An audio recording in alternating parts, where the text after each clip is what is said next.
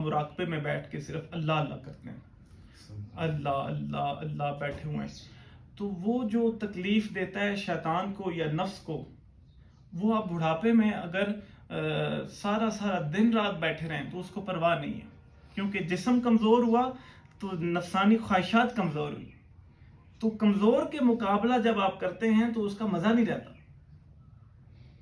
مزہ تب آتا ہے جب طاقتور کا مقابلہ کرتے ہیں۔ تو جوانی میں یہ جو نفس ہے یہ طاقتور ہوتا ہے، ہر خواہش طاقتور ہوتی ہے، ڈومیننٹ ہوتی ہے ہر خواہش،